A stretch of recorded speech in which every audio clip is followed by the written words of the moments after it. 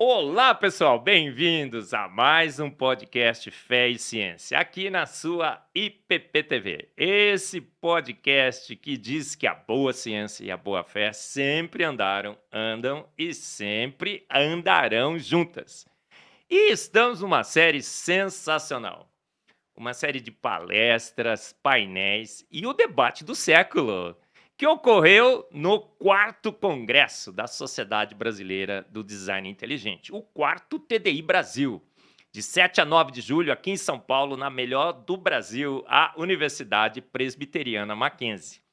E o Fé e Ciência esteve lá, com exclusividade, gravando essas palestras, esses painéis, esse debate do século para você.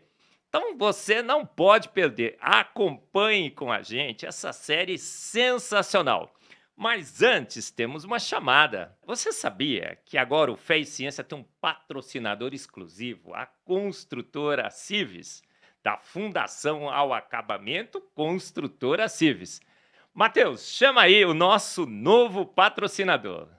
A Cives Construções tem 20 anos de história, atendendo todas as suas necessidades quando o assunto é construção, manutenção, reformas, instalações e emergências prediais. Somos especialistas em manutenção e reformas em igrejas, escolas públicas e privadas, hospitais, unidades básicas de saúde, postos de gasolina e prédios comerciais. Conte com a Cives, da fundação ao acabamento da sua obra, inclusive para a construção de templos de igrejas. Também oferecemos equipes de reformas para todos os setores. Fale com a gente. Ligue para 11 2492 9699 ou entre em contato pelo civesgroup@gmail.com.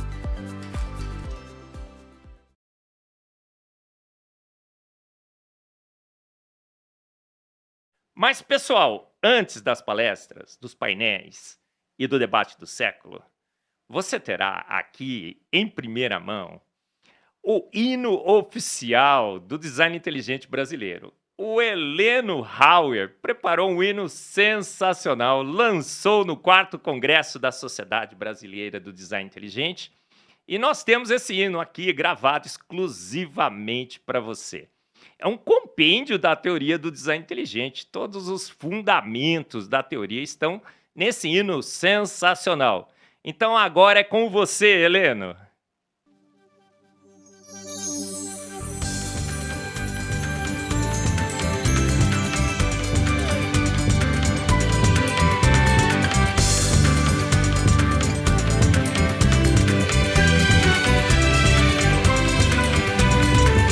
Se um dia te contaram com certo ar de ciência, sem projeto a natureza não se fez com inteligência, que o nada do nada e pra nada fez o tudo que cabe a todinho num grãozinho bem miúdo, que és o produto de uma grande explosão. Ninguém te quis aqui, tudo é só evolução. Espaço e matéria sob o tempo relativo é tudo que existe e o acaso te fez vivo. Agora te conto que este papo já deu. Crer no impossível, haja fé pra ser ateu.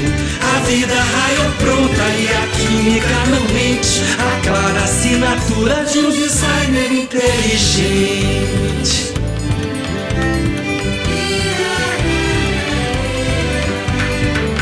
São molecas das moléculas que te fazem viver. Motores nanométricos construindo você. Uma vila industrial foi o que se descobriu quando a caixa preta de uma célula se abriu. Alta complexidade, pura sofisticação.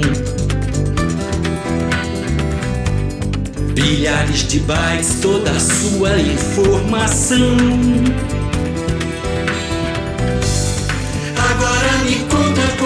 pode evoluir.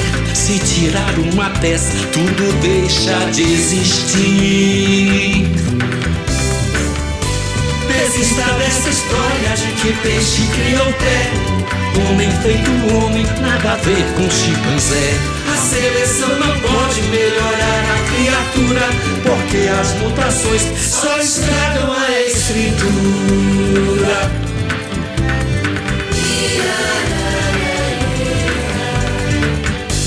Os problemas na vida com solução previdente. Claranta evidência de um designer inteligente. Veja nosso planetinha que em tudo é convergente. Ajuste muito fino para ser casa da gente. A boa ciência retorna de cara nova. Sem ideologia, só nos dados se comprova. Moral, linguagem e nossos dons geniais, claro, não podem vir de burras forças naturais. Fomos planejados com intenção e amor, deram evidências de um bom planejador. Já não me creio filho de um acidente, eu canto a teoria do design inteligente.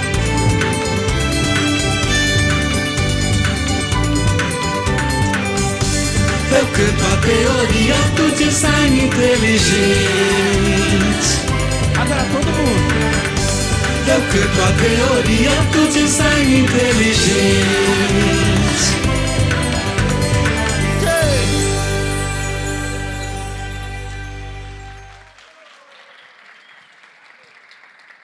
Pessoal, e agora chegou a palestra do Kelson Mota.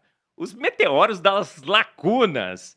Dizem que os criacionistas, os defensores do design inteligente, quando não tem uma explicação, colocam Deus no lugar, o design no lugar.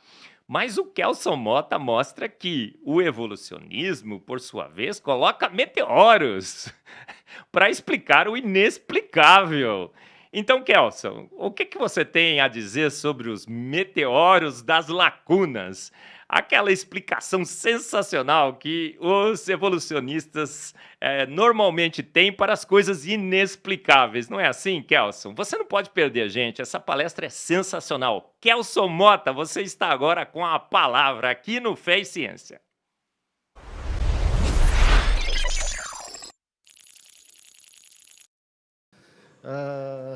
Meus queridos, bom dia. Eu sou professor universitário, como foi falado. Numa das minhas linhas de pesquisa, que eu tenho trabalhado no programa de pós-graduação com meus alunos de mestrado e doutorado, nós temos feito simulação dentro da teoria da evolução química, temos testado em laboratórios se essa teoria de fato se mantém ou não. E eu tenho tido alguns alunos que têm brincado com algumas das proposições da teoria, no caso da evolução química, e até agora ainda não tivemos nenhuma comprovação. Já tive um aluno que já defendeu o mestrado, trabalho lindíssimo, acho que uns 2 congressos atrás mostrei o trabalho, hoje já está terminando o doutorado, quase que a gente traz o trabalho dele de novo para cá, acho que ano que vem, quem sabe, e nós temos testado isso. Hoje, eu vou falar um pouco sobre a teoria da evolução química no aspecto das lacunas dessa teoria. Essa é talvez a teoria mais famosa em termos de como a vida surgiu em relação à química. Ela começa com a sopa ali primordial de Darwin, e daí em diante ela se desdobra em mais 7 ou 8 sugestões diferentes. Só que hoje a gente vai ver algo um pouquinho diferente. Quando a gente fala em teoria da evolução química, nós estamos falando de teoria da vida, como é que gerou a vida, como a vida foi gerada em termos, vou tentar ficar aqui, em termos da química. Como é que a vida, como ela existe, ela chegou a esse ponto. Mas o problema é que a origem de algo, em termos de TDI, ela só pode ser causada por 3 fatores possíveis. Inclusive, o professor Enésio ontem falou algo sobre isso, achei Legal, muito obrigado, professor. Ou acaso, ou necessidade, ou inteligência. São as fontes causais de algo que existe nesse universo. Ou acaso, necessidade e inteligência. Como eu trabalho na área, do ponto de vista da simulação computacional, hoje eu vou fazer como eu faço com os meus alunos. A gente parte do pressuposto que não existe um design inteligente, não existe um designer, e eles vão ter que trabalhar em cima daquilo. O que acontece com a origem da vida se não houver uma mente inteligente por trás? O que sobra? Como é que eu vou analisar a origem da vida? Então, vamos ver isso do ponto de vista da evolução química, deixando apenas o acaso. Mesmo a necessidade é meio complicada aqui, mas ao acaso. Como é que eu, dentro da academia, vou analisar a teoria da evolução química? E vocês vão ver que, só vou ver um aspecto dela, que é a questão, né, de uma lacuna bem interessante. Gente, quando a gente fala de teoria da evolução química, nós estamos falando, basicamente, desse tipo aqui, ó, de material. Você tem um longo período de tempo, 4,5 mais ou menos bilhões de anos, até que a vida ela foi diversificada, chegou a esse ponto aqui. E a teoria da evolução química, na verdade, é uma série linear de reações químicas prebióticas. Essas reações, por evolução crescente de complexidade, gerou as estruturas fundamentais necessárias ao surgimento da vida. Essa é a ideia da teoria da evolução química. Ou seja, essa aqui não é ainda evolução darwiniana, são as estruturas que evoluíram até chegar, no caso, à diversificação da vida. Então, é uma teoria muito longa, isso aqui já tem mais de 60 anos, são milhares e milhares de artigos escritos para provar que não há inteligência por trás da criação das estruturas que levaram à origem da vida. Então, basicamente, nesse caso, cada uma dessas etapas, elas pressupõem uma série de sequências, uma série de microetapas, de certa forma, que levaram à diversificação da vida. Então, de maneira bem rápida, em primeiro aspecto, a vida surge com a formação da Terra e uma hidrosfera estável a partir de moléculas simples. Em um segundo momento, nós temos a síntese prebiótica e as protossequências, e aqui vão apresentar os precursores moleculares, os catalisadores, as sequências, os açúcares, os nucleotídeos. Em algum momento, aqui entre 4,2 e 3,9, isso vai acontecer na Terra, dentro desta teoria, e há uma evolução um pouco maior em cima disso, e nós temos aqui a proposta que foi falada ontem sobre o mundo RNA, e você começa a ter o aparecimento de sequências curtas, complexas, autorreplicantes, sequências de aminoácidos, e isso vai crescendo numa complexidade crescente até que chegamos ao último ancestral comum. Lucas, nós temos um salto biológico aqui, quase um salto metafísico. Nós temos agora o primeiro organismo celular simples, completo e funcional, e daqui em diante nós temos aí sim a evolução darwiniana, nós temos a evolução para a vida, a diversificação, aquela árvore lá e assim por diante. Eu trabalho, na verdade, aqui, ó, nessa parte, um pouquinho aqui, alguma coisa nós temos tentado no mundo DNA. Mas não tem inteligência. Essas coisas foram formadas de maneira aleatória, casual, né, até chegar à evolução da vida. O problema é que, quando a gente vai estudar a evolução química, ela tem uma série de lacunas, gente. Para cada ponto desse aqui, você tem um buraco em que você não consegue explicar a passagem de um ponto para outro. E essas lacunas, a questão é o que eu coloco dentro, o que eu insiro nesse buraco para dizer assim, olha, isso tem algum sentido. E esse buraco é o que nós vamos ver justamente hoje aqui. Então, veja bem, se não há inteligência, como explicar as lacunas? Aí são, basicamente, 3 explicações gerais dentro da teoria da evolução química. Primeiro, eles dizem o seguinte: processos químicos ainda desconhecidos geraram aqueles gaps entre aquelas etapas até o ponto de a vida surgir. Essa é a primeira, ou seja, eu não sei quais são os processos, a gente não sabe, são desconhecidos, mas isso gerou. Outra, processos químicos e físicos especiais que só poderiam ocorrer nas condições extremas da Terra primitiva, é que permitiram que aquelas etapas ocorressem numa gradação de complexidade cada vez maior. Então, quer dizer, Quais são esses processos? Não existem mais, foi só antigamente, nós não sabemos exatamente quais foram. E, por último, processos físico-químicos aleatórios que se estabilizaram ao longo de milhões de anos. Então, aqui é o seguinte, coisa aleatória, sem muita causa, nós não sabemos exatamente, mas foi algo que, devido à aleatoriedade, né, conseguiu pular aquelas lacunas. Mas tem uma outra explicação, e essa é talvez a mais famosa dentro da teoria da evolução química, gente, é que quando você não consegue explicar nenhuma dessas três, você tem essa outra. Na impossibilidade de qualquer uma das anteriores, você sempre pode contar com o impacto dos meteoros, né, dos corpos celestes. Aí você pode colocar asteroides, meteoroides, meteoritos, assim, quase a mesma coisa, cometas, pedaços grandes de rochas, planetesimais. A questão é que impactos de meteoros, corpos celestes, volta para cá, deu origem a lacunas que nós não podemos explicar. Parece brincadeira, parece piada, mas é algo tão forte dentro da evolução química que até um aluno meu, quando estava fazendo a sua dissertação de mestrado, ele não conseguia mais explicar a lacuna, e ele disse assim, é sempre possível a gente encontrar no espaço, professor, um meteoro para isso, né? E ele começou a conseguiu fazer um cálculo e mostrar que era possível, num cometa de um determinado artigo, encontrar substância. Eu disse, puxa, eu morrendo contra isso, o meu aluno fazendo a mesma coisa. Mas, muito bem, gente, então é possível você encontrar sempre uma causa em que o meteoro vai explicar alguma lacuna.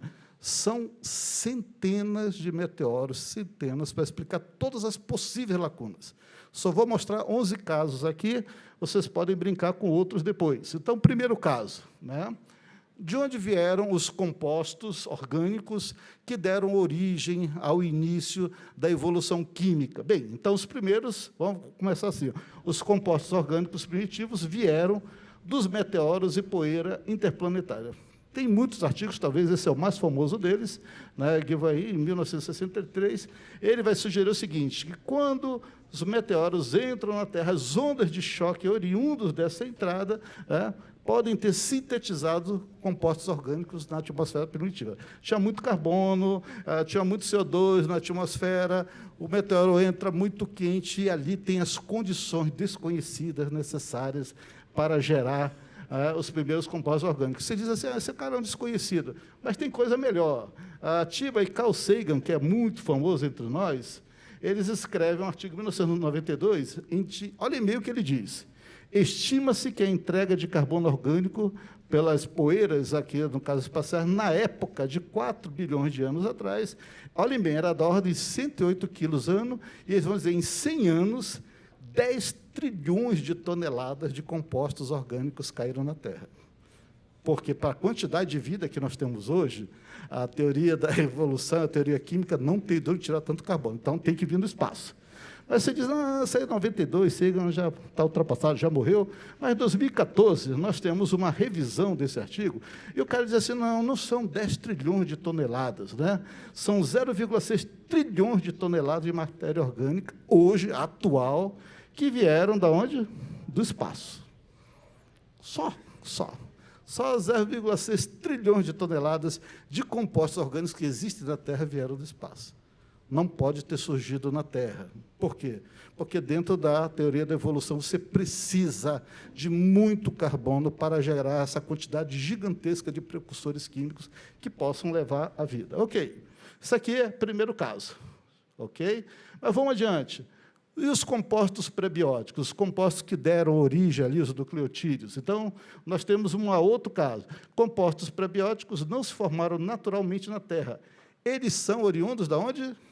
De múltiplos impactos, meteoros também.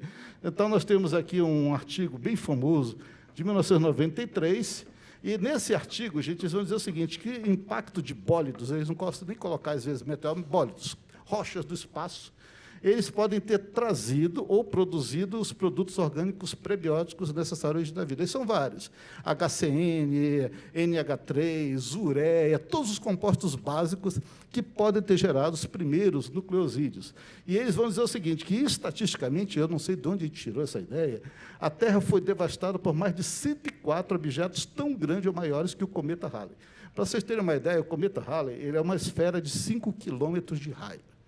Então, no decorrer das eras, pelo menos 104 cometas Halley caíram na Terra e trouxeram tudo que nós poderíamos precisar desses compostos prebióticos. Então, está lá, tá? Não veio da Terra, não pode ter formado na Terra, tem que ter vindo do espaço. Aí você diz assim, puxa, eles estão exagerando. Tem mais, tem mais. Vamos adiante. O terceiro caso, catalisadores metálicos. Gente, a maior parte das reações orgânicas de pequenos compostos para gerar compostos de alta complexidade precisa de catalisadores metálicos específicos. Elas não ocorrem ao acaso, você precisa. Então, a questão é a seguinte, para eu ter a proposta do mundo RNA, eu tenho que ter uma série de reações catalisadas por metais nobres. De onde vieram os metais nobres? Então, eles vão dizer assim, essa proposta necessita de um meteoro para prover verniz metálico catalisador das reações. Aí você diz assim, mas houve esse meteoro? Opa! Em 2019, saiu um artigo enorme, gigante, em que eles vão fazer a seguinte proposta, né? Para que haja essas reações, você precisa de catalisadores metálicos. Então, eles vão dizer que houve o impacto de um meteoro na Terra. Eles vão dar um nome bonito para esse meteoro, chamado de moneta, de onde vem o termo monetário. E, nesse meteoro, havia quantidade gigantesca de ferro, platina, ouro e outros elementos. Eles dizem que é um meteoro riquíssimo.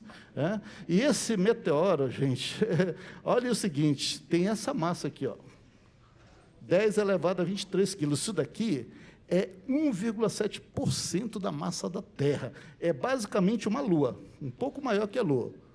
A massa da Lua é 1,2. Eles vão dizer o seguinte, foi 1,7. Para prover a quantidade de reações primordiais para gerar os primeiros compostos orgânicos complexos, você tem que ter um verniz metálico sobre toda a Terra. Então, na verdade, esse cometa, né, é, na verdade, o próprio Banco Central Mundial. Né? Ele cai com uma quantidade gigantesca, universal. Né? Então, aqui o planeta ficou rico, teve um verniz metálico, e aquele carbono que caiu dos outros cometas puderam, né, ter ali a sua reação. Gente, parece brincadeira, mas são as lacunas. Você não tem como explicar. Você tem que colocar alguma coisa no lugar. Vamos adiante, vamos piorar. Açúcar, isso aqui talvez vocês conhecem. Né? Então, note que, dependendo da proposta, vai entrar em várias daquelas fases iniciais.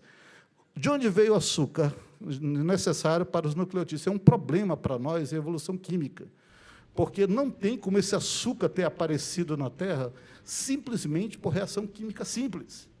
A questão é o seguinte, de onde veio? E aí, gente, em 2019, talvez alguns de vocês lembram, foi um auê no mundo, que descobriram que caiu um meteoro na Terra em algum momento do passado e ele era cheio de açúcar. E alguém teve coragem de dizer assim, olha, todo o açúcar necessário para dar origem à teoria da evolução química da vida veio de fora. Então, nesse artigo aqui, é muito famoso, lá de Furukawa e outros, eles vão dizer o seguinte, nós conseguimos mostrar a evidência que a ribose não é da Terra, ela é extraterrestre, e outros açúcares também. Agora, o interessante aqui, né, que o Furukawa ele vai dizer o seguinte, nesse artigo, outros componentes importantes da vida já foram encontrados em meteoritos, incluindo aminoácidos e nucleobases, mas o açúcar era a peça que faltava entre os principais componentes básicos da vida. O açúcar extraterrestre pode ter contribuído para a formação de RNA na Terra prebiótica, o que possivelmente levou à origem da vida. Nós temos aqui até uma marca agora, açúcar extraterrestre. Né? Agora, o problema, gente, é que os açúcares no nosso corpo, eles são enantiomericamente orientados. Ou você é de estrógeno ou é levógeno. O problema é que esses açúcares não são. E aí eles ficam calados nessa hora e você não tem como garantir o quê? Que a origem não é devida a uma reação posterior à queda. E, no artigo, eles não garantem que o solo não poderia estar contaminado com açúcar. Eles tentam não fazer isso. Não é? Então, veja bem, essa situação é um problema, não é? Porque açúcares são substâncias extremamente instáveis. O meteorito, quando ele entra na Terra, ele alcança temperaturas superiores a 1.500 graus Celsius. Né? No mínimo, você tem um caramelo ali. Um caramelo. No mínimo, você tem um caramelo. Mas, quando você vai ver o artigo, porque a ideia são ver os dados. E aí, quando você vai ver a ribose que eles encontram, gente, é na faixa do ppb, 25 ppbs, parte por bilhão, dentro no caso do Buxton, que é o meteorito mais famoso. Eles tentam comparar com outros meteoritos, você vai encontrar coisa assim, ó, de 8 ppb, que dentro da química está na faixa do traço, na faixa da contaminação. E, claro, eles vão tentar no solo olhar para ver se não há contaminação. A questão é que você não tem como garantir que esse açúcar, nessa quantidade ínfima, não seja contaminação. Mas, vamos dizer, nós não acreditamos numa inteligência, né, superior. Então, você tem que acreditar que 25 ppb de açúcar daquele único meteoro conseguiu gerar toda os blocos de vida necessários para constituir o que nós chamamos de vida humana hoje. Eu não sei qual é a fé pior aqui, né? Mas você tem que crer nisso daí, né? E tem uma coisa bem interessante, esse senhor aqui, o Jason Durk, ele vai dizer o seguinte, isso aqui é lá da NASA: é extraordinário que uma molécula tão frágil como a ribose possa ter sido encontrada em uma matéria tão antiga. Eu não sei se ele falou isso brincando ou por ironia, ou porque ele estava realmente, uau, encontramos açúcar, né? Então, nós não temos um meteoro, de fato. Nós temos um marshmallow gigante que caiu na Terra e proveu açúcar para todos nós, né? Ok? Vamos adiante, vamos jogar fora. Aquecimento da Terra. Olha o problema aqui. A Terra primitiva era congelada e sem vida. Tem várias linhas agora que dizem que a Terra, no passado, não era quente. Ela era congelada. Por quê? Porque algumas reações só ocorrem em baixíssima temperatura. Isso nós conseguimos fazer no nosso laboratório lá, em simulação. A questão é, se a Terra era congelada, não tinha vida, como é que ela descongelou? Impacto de meteoros, né? Vocês sabem tudo, né? Então, veja bem, impacto de bólidos... Opa, volta. Ah, vocês estão querendo fugir, né? São meteoros... Volta mais um aqui... Não está voltando. Ah, pronto.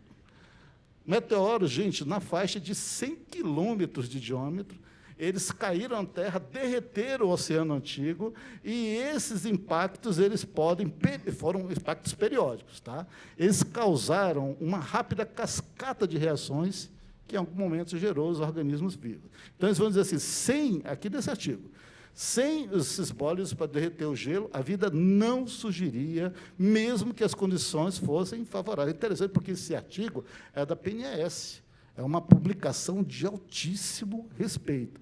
E eles vão dizer também, e isso aqui eu dei risada no artigo, que impactos de bólidos adequadamente cronometrados, quem cronometrou, né, foram necessários para aquecer o planeta congelado. Então, você não tem meteoros, você tem, na verdade, aquecedores caindo regularmente, cronometrados adequadamente para que o planeta consiga aquecer.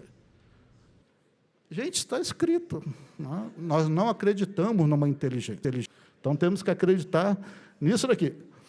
Mas, muito bem, agora, esse é, para mim, o engraçado, esse daqui. O sexto caso, resfriamento da Terra. Então, é outro caso. A Terra era muito quente no passado, e também não podia ter uma série de reações.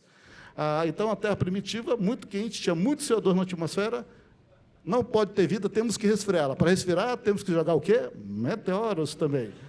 Só agora meteoros condríticos, que são extremamente ricos em carbono. Bom, então, esses meteoros, nesse caso, eles vão aumentar a razão de monóxido de carbono em relação ao CO2 da atmosfera, que a Terra era muito quente, tinha muito CO2, o efeito estufa elevava a temperatura do planeta acima de 400 graus Celsius, então caiu uma chuva de meteoros também, por muito tempo, aumenta a razão do CO, e o CO, diferente do CO2, ele consegue absorver boa parte dos raios solares e resfria o planeta, né? Então, nesse caso, esses bólidos aqui, eles vão ter que ter ferro, porque para ver essa reação de CO2 para CO, eu tenho que ter ferro no meio, aquele moneta talvez ainda não tinha caído, tá? Então, você tem que ter ferro de onde também do meteoro, e essa alta proporção de CO atmosférico ajudou a facilitar a síntese prebiótica. O mais legal é que aqui, no artigo, eles vão dizer que isso aumentou a produção de HCN,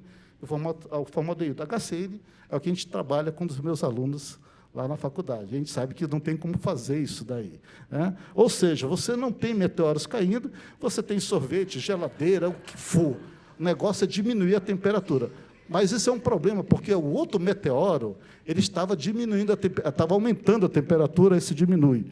E eu acho que é no artigo anterior que o autor vai dizer assim, tudo bem que tem um pessoal que diz que a Terra tinha que aquecer, né? Mas nós consideramos que a nossa linha é melhor, ou seja, eles mesmos brigam entre si, né? Qual é o melhor meteoro aí no caso? Muito bem, gente, mas vamos adiante. 7º caso, a origem da água do HCN. Aqui o HCN está sempre no meio, porque ele é a molécula fundamental para a geração das substâncias prebióticas mais simples. Então, de cada 10 sugestões de reação química prebiótica simples, o HCN está em 9 para essas aí. E a HCN, gente, é uma substância extremamente venenosa e ela não ocorre de forma livre no planeta, em nenhum momento. E o pessoal diz assim, mas lá no passado eram condições desconhecidas. Então, você tem que aceitar que lá tinha HCN. O problema é que alguns artigos disseram assim, não tem como a gente ter HCN na Terra, mesmo no passado. O jeito é jogar o quê? Um meteoro na Terra com HCN, né?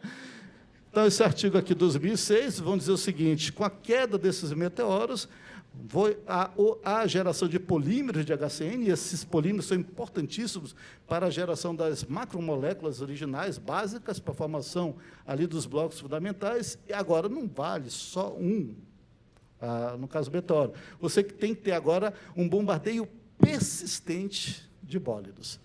E eles são bólidos, no caso, com bastante água, eles vão caindo na Terra e cobrem a Terra com água e com esses compostos carbonados, principalmente com HCN. Então, o HCN desses impactos fornece os elementos fundamentais para o estabelecimento da vida e a geração dos oceanos. Ou seja, agora você tem um cubo de gelo venenoso caindo na Terra de forma persistente até que se forme os oceanos. Aí vai ter problema com alguns aqui da TDI que vão dizer que os oceanos já estavam formados, né? Ok? Mas não é um artigo sozinho, tem outros que vão falar a mesma coisa. Muito bem, mas vamos para o 8º caso, que esse daqui é bem interessante. A evolução química, eles vão dizer o seguinte, ela não evoluiu, a evolução química não é na Terra, a evolução química veio do espaço, é resultado dos meteoros, não aconteceu nada aqui na Terra. Todas as nucleobases, todos os compostos necessários à geração da vida vieram já do espaço por meio de meteoros. Você não tem grandes reações na Terra. Já veio tudo pronto, são muitos artigos. Aqui eu coloquei apenas 2 deles. O Furukawa está aqui também, aquele mesmo do açúcar. Ele está, eu acho que aqui, não sei se ele está embaixo, acho que não, mas o Oba é muito famoso dentro dessa área. E eles vão dizer o seguinte, eles vão fazer uma revisão sistemática de vários artigos de meteoros encontrados na Terra, vão tentar fazer uma análise do que foi encontrado na época, e eles vão dizer o seguinte, tudo necessário para a vida na Terra, em termos de reação química, não aconteceu na Terra, aconteceu no espaço. E vieram por meio de meteoros. Aqui é interessante esse quadro, eu não vou entrar nos detalhes, mas você vai ver, coisas que dizem que vieram dos meteoros. Citosina, isocitosina, uracila, ácido carboxílico, metilcitosina, tiamina, nicotinamida, adenina, guanina. Não tem nada na Terra. A Terra é uma desgraça. Nada forma aqui. Mas interessante, no espaço forma tudo, gente. O espaço forma tudo, só não tem vida no espaço. Aqui, que não tem nada, formou a vida. E quando você vai ver as quantidades, gente, quantidades é 7 ppb, 1 ppb, 7, 34, é uma coisa esquisita. Eles vão pegar alguns meteoros famosos, o Burry, o Murchison, né, a queda no lago Tagish, e são vários outros, mas a quantidade é minúscula, alguns sequer têm, não há detecção. Mas eles afirmam no artigo que todos os compostos vieram do espaço. Então, é mais ou menos assim, está dizendo assim, olha, a evolução química não tem como comprovar. Vamos esquecer e vamos aceitar que já veio do espaço tudo pronto. Caiu aqui na Terra, aí sim, dali já começou o mundo RNA. Tá? Então, quer dizer, você está dando o quê? Uma explicação para uma coluna que é impossível vencer. Então, você não tem mais meteoros, você tem tudo que você pode imaginar. Tem açúcar, tem fósforo, tem aminoácidos, tem tudo que você quiser. Né? Na última vez tinha até café, essa aí não vai ter café, não. Né? Mas tem tudo, tem até o açúcarzinho ali para você. Ok? Olha, Furukawa e Oba, nesse artigo, eles disseram o seguinte, olhem bem, aqui é um medo, tá? A pessoa fala uma coisa dessa, mas ela tem que se proteger, porque ela sabe que ela está falando, não tem base. Então, ele diz o seguinte, embora a formação das nucleobases a partir de fontes concentradas de materiais como HCN, formamido, ureia de atmosferas altamente reduzidas, tenha sido relatado em estudos anteriores, o que ele não fala, que a maioria desses estudos não são conclusivos. O acúmulo, agora que legal, o acúmulo dessas moléculas escassas, ele acabou de dizer que todos os estudos anteriores não tinham molécula suficiente. Apresenta enormes desafios geoquímicos em uma Terra primitiva, com uma atmosfera possivelmente dominada por CO2 e N2. Nem coloca oxigênio aqui. Assim, esperamos que os pares de bases exógenas encontrados em meteoritos tenham contribuído para o surgimento das propriedades genéticas para a vida mais primitiva na Terra. Gente, isso aqui é um compromisso de espécie, nós esperamos. Eu sei que é escasso, eu sei que é complicado, mas nós esperamos, nós temos fé que a vida tem surgido por isso daí. É isso, é isso. Ok? Está complicado aqui? Tem melhor. Não é? Essa daqui é complicadíssima. Quiralidade das moléculas tem origem espacial. Nossos açúcares, nossos aminoácidos, proteínas, eles têm uma quiralidade muito específica, o adestrógeno, o levógeno, e, gente, não conseguimos até hoje ter uma explicação do porquê nosso corpo tem açúcares somente destrógenos ou levógenos, né? Destrógenos, os aminoácidos são levógenos. Não há uma teoria final, nós não sabemos porquê. É muito específico. Se você tentar fazer no laboratório açúcares ou aminoácidos, eles são racêmicos, pode ser de um lado ou do outro. A questão é que não tem como resolver. Tem muito artigo tentando resolver isso, mas esse artigo já foi muito original. Ele vai dizer o seguinte, que todos esses compostos na Terra vão ter essa homoquiralidade específica. Por quê? Porque vieram de meteoros que só tinham um tipo de quiralidade. E aí eles contaminaram os compostos na Terra e permitiram. É um artigo extremamente citado. Tem gente que diz assim, resolvemos o problema de quiralidade. Mas, legal, a questão é, como é que esses compostos foram homoquirais nessas pedras? O cara vai dizer o seguinte, mecanismos complexos, quais são? Nós não sabemos, mas foram mecanismos complexos. De reações em presença de radiações estelares, podem ter produzido compostos enantiomericamente puros ou em excesso. E é esse excesso, né, que deu origem a essas biomoléculas na Terra. A questão é, quais são esses processos? Que radiações estelares são essas? Qual é a frequência? Não, mas aí não importa. O que importa é que caiu na Terra esses meteoritos e contaminaram, e daí as primeiras moléculas elas foram enantiomericamente orientadas ou destrógeno ou levógeno. O problema é que todos os outros meteoritos que caíram, eles também têm que ter essa enantiomericidade, senão não dá certo. Estão entendendo aqui? Isso é fé. Ok. Tem caso pior? Tem caso pior. A vida é de origem alienígena. Pronto. Aí sim. Nós não somos terrestres. Nós não somos terrestres. Eu sempre desconfiei disso. Algumas bactérias resistem a longa exposição no espaço. Portanto, olha a conclusão, a panspermia ocorreu por meteoros. E, gente, é coisa interessante. Aqui é legal porque esses dois artigos estão ligados à NASA. A NASA ela está, hoje em dia, vendo a possibilidade séria de que a vida é, de fato, fruto da panspermia. Ela veio do espaço. Sementes espaciais caíram aqui na Terra. E esse estudozinho aqui, ó, esse aqui é de 94, eles colocaram por 6 anos alguns esporos. Se eu não me engano, não sei se foi no Skylab, não lembro mais qual foi o que estava no espaço na época, e eles deixaram por 6 anos, depois eles recuperaram e eles verificaram que, mesmo desprotegido no espaço, muitos desses esporos estavam vivos. Conclusão, A vida veio do espaço. Eu não sei como eles concluem isso, mas concluíram, né? E eles vão dizer que dados experimentais permitem a discussão sobre a probabilidade da panspermia. Se eu escrever um artigo falando sobre panspermia em algum lugar, eu der a ideia de design inteligente, esse artigo não vai ser aceito em lugar nenhum. Mas você vai encontrar a NASA dando a ideia sobre isso. E eles vão dizer o seguinte, tá bom, vem do espaço, vem o esporo, ele tem que entrar na Terra. Olha, quando entra na Terra, o meteoro ele vai aquecer 1.500, 1.600 graus, não tem como sobreviver. Né? Aí, qual é a ideia? Micrometeoros podem ter sofrido desaceleração em sua entrada na atmosfera e baixando a temperatura para 32 graus Celsius. É um meteoro do Amazonas. 32, é onde eu vou. Lá é 32, a temperatura média.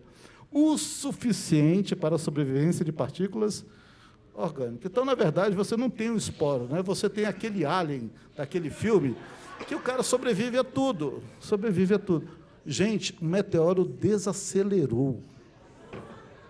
32 graus Celsius. Você tem que dar essa explicação, por quê? Porque você coloca uma explicação, você gera uma outra lacuna. Essa lacuna, em geral, é pior do que a anterior. E aí você tem que jogar para a galera. Aceitem se quiserem. Está publicado. Tem mais, ok? Pode ter... É um alien, né? Alien, não sabemos, pode ser que tenha. Gente, 11º caso. A vida na Terra é de origem marciana. Cara, não acredito. São muitos artigos. Eu acho que o pessoal lembra, alguns aqui lembram, em 1996, aquela polêmica doida que deu, que encontraram um meteorito na Antártida. Né? Tem aquelas fotos dizendo assim, olha, está aqui as bactérias no meteorito. E isso gerou uma discussão muito grande. Né? A questão é... pedaços de rochas espaciais caíram na Terra e elas eram contaminadas com os organismos iniciais. A questão é, por que Marte? Né? Nós nunca fomos em Marte. Nós não temos rochas marcianas para dizer que aquilo é de Marte. Mas há, sim, alguns meteoritos encontrados na Terra em que algumas análises dão a sensação, quase isso daí, né?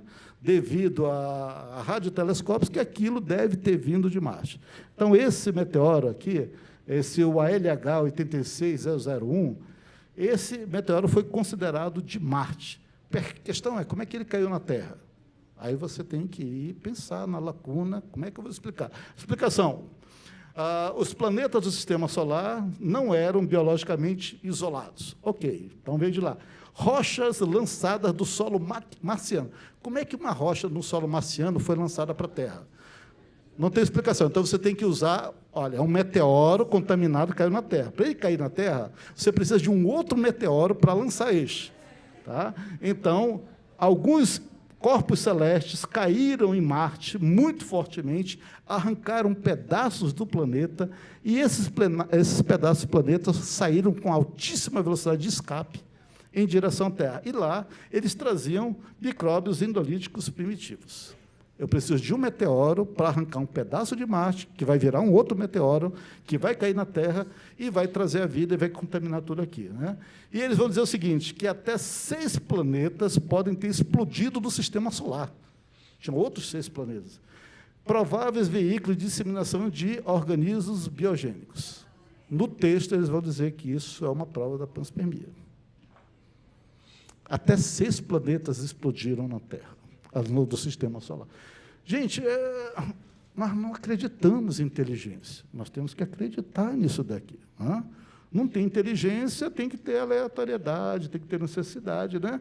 Então, os marcianos invadiram a Terra. Né? Pernalonga estava certo, aquele marcianinho lá, o Marvin, veio e considerou tudo aqui na Terra vida. Ok? Muito bem, gente. Tem mais. Tá? Vocês podem... É muito aí, dá para fazer umas 10 palestras aí de coisas diferentes. Quem quiser, eu passo daqui. Tem mais, tem muito mais. Isso aqui são mais 21 outros tipos de meteoros que caíram na Terra e deram origem a alguma coisa, que provavelmente você tem algum parente que é fruto de um meteoro. Provavelmente. Ok? Gente, e aí você tem o meteoro das lacunas. Essas lacunas aqui, que você não sabia explicar de onde veio essas coisas e como passou de um ponto para outro, isso daqui, na verdade, foi explicado por meteoros. Meteoros formaram a Terra, a hidrosfera, a síntese prebiótica, as protossequências, o mundo, DNA, RNA, protocélulas, até a vida. Até a vida veio de meteoros. O que eu posso concluir disso tudo? Que o impacto de meteoros, cometas, a poeira espacial apresenta uma solução que é simples, não é nem elegante, ela é simples para um problema insolúvel. Sem a presença de inteligência, as lacunas do acaso são preenchidas com o que for menos arriscado, mesmo que seja uma pedrada espacial. Não é? Opa! Bem, finalizando, eu acho que alguns conhecem esse cientista, ele ganhou um prêmio Nobel pela descoberta da radiação de fundo, Arno Penzias, e ele escreve algo interessantíssimo, né? Ele diz o seguinte: olhando a ordem no universo, podemos inferir um propósito, um objetivo, e disto começamos a ter algum conhecimento do Criador, aquele que planejou tudo isso. Eu olho para Deus através das obras de suas mãos, e as obras implicam em intenção. Sem inteligência, você não pode colocar intencionalidade. E se você não pode colocar intencionalidade, o que sobra é irracionalidade, gente. É irracionalidade. Então, quero terminar com isso daqui. Meu muito obrigado. Acho que tem até alguns minutos, não sei se dá para pergunta. Tá? Agradeço.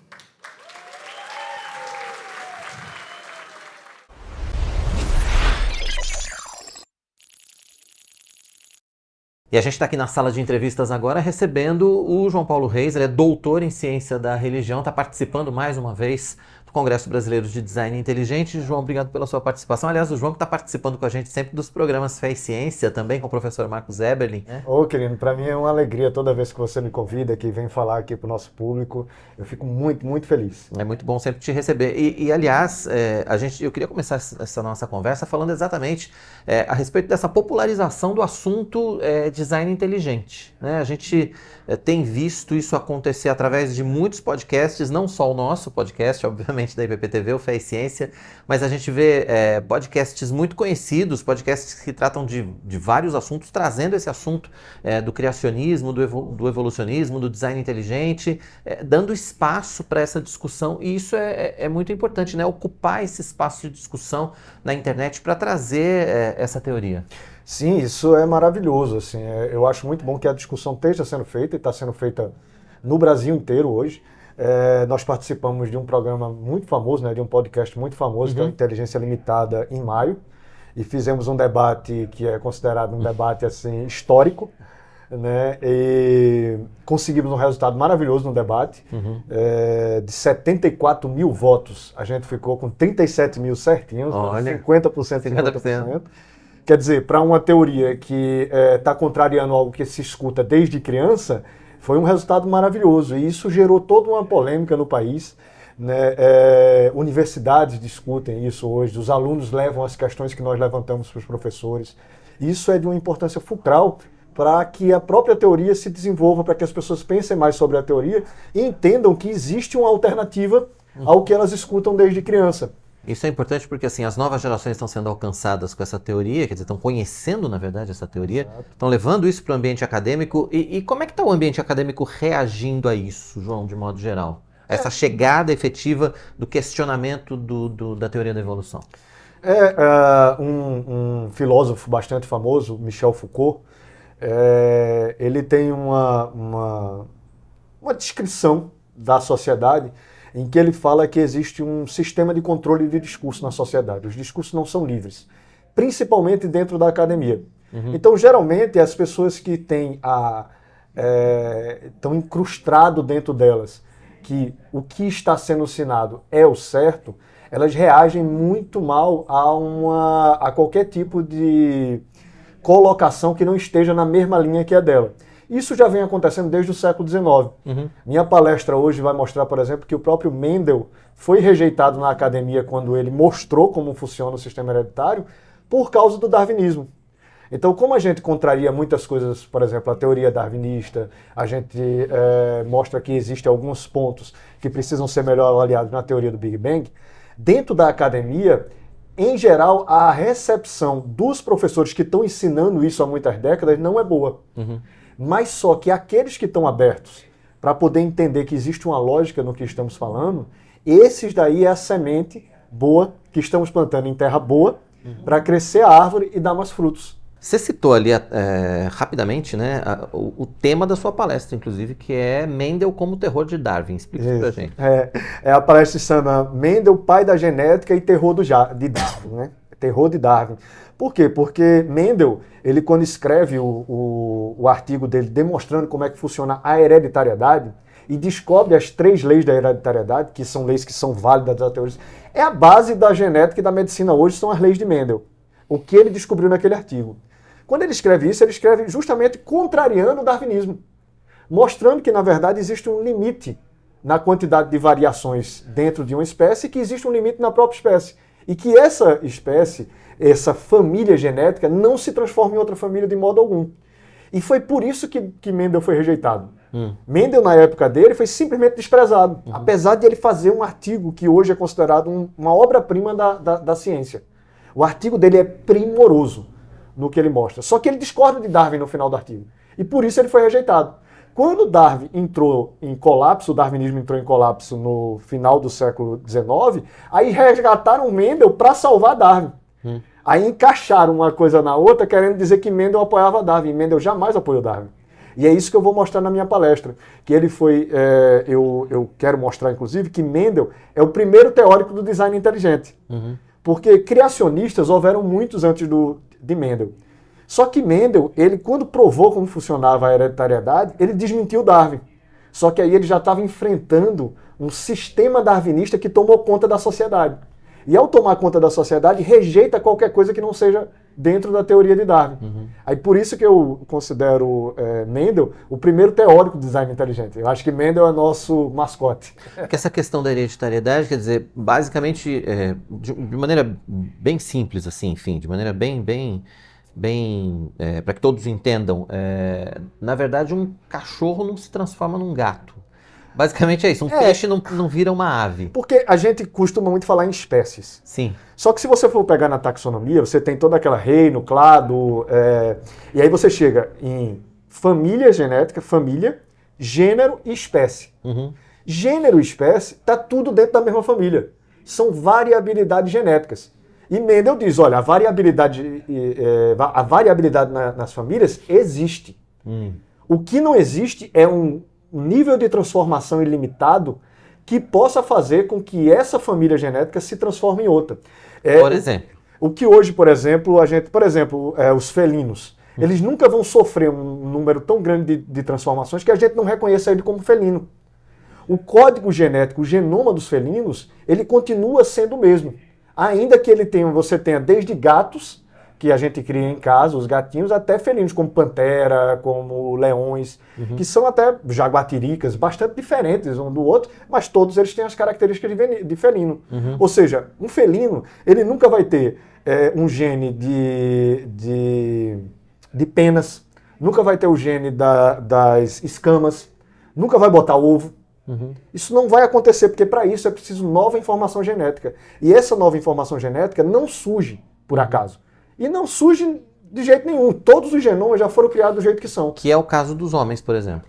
É o caso da humanidade, é o caso de todas as famílias genéticas. Todas as famílias genéticas, as famílias dos símbios. Não tem como uma outra espécie, não teria como uma outra espécie, portanto, se transformar num ser humano com as características que nós temos. Não teria como se transformar em espécie nenhuma, porque se ele perder a estabilidade genética, o genoma é um código perfeitamente encaixado. Se ele vai se transformando, ele vai perdendo a característica dele de código. E isso vai virando uma mensagem errônea. O que vai acontecer com aquele genoma é ele simplesmente ser destruído. É o que a gente chama de entropia. Nunca vai acontecer de mutações gerarem informação funcional. Eles estão se desarranjando. Estão se pode desarranjando. dizer, e Na aí- verdade, a gente não está evoluindo, a gente está regredindo, piorando, né? Exatamente. O nosso código genético. Porque a gente está se piorando. afastando, na verdade, do DNA original da criação. Exatamente. Esse é o ponto, né? Você vê, uma das coisas que eu trago no meu livro que eu acho muito interessante é que Platão, Uhum. ele não escreveu para a elite, ele escrevia para um grupo popular. E hoje Platão é ensinado nas universidades e as pessoas não entendem.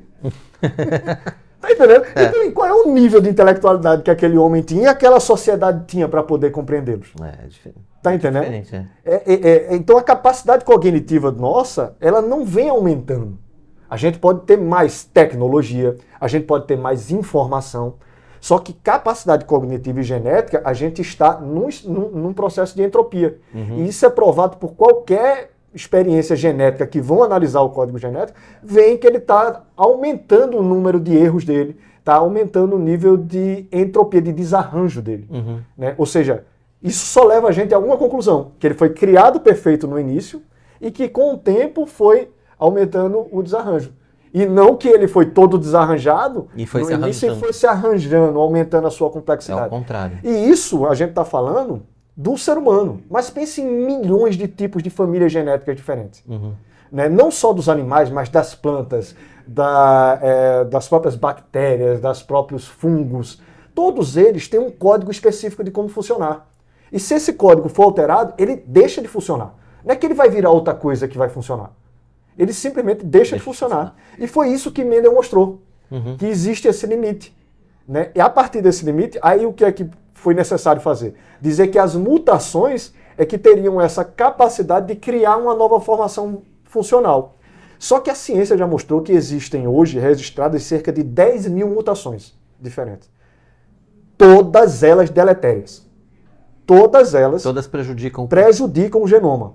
Você pode ter uma mutação que livra uma pessoa em determinado momento de uma determinada coisa, mas que vai prejudicar ela o resto da vida.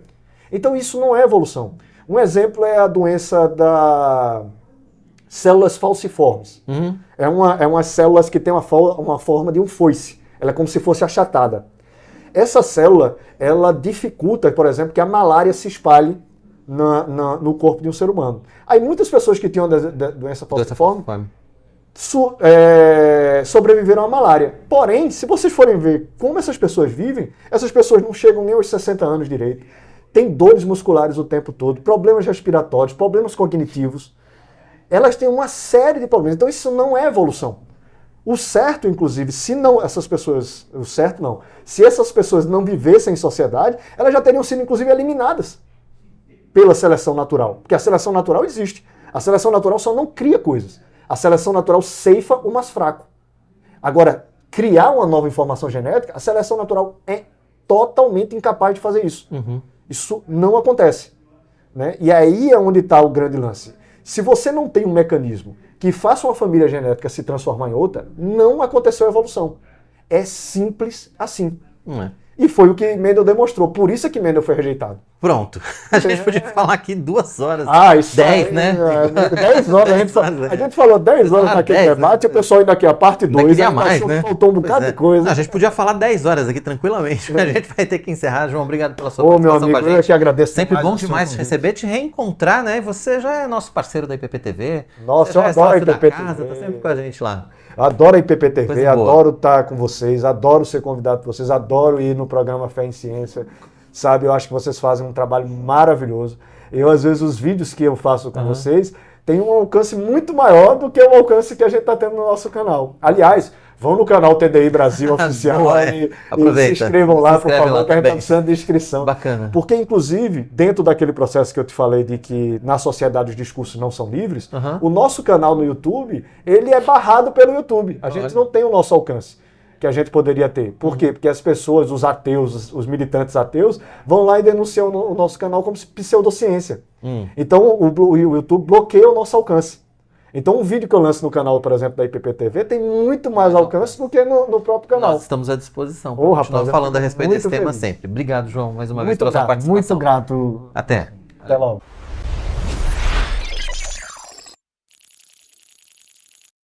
Pessoal, chegamos ao fim de mais um podcast Fé e Ciência. Você gostou, não?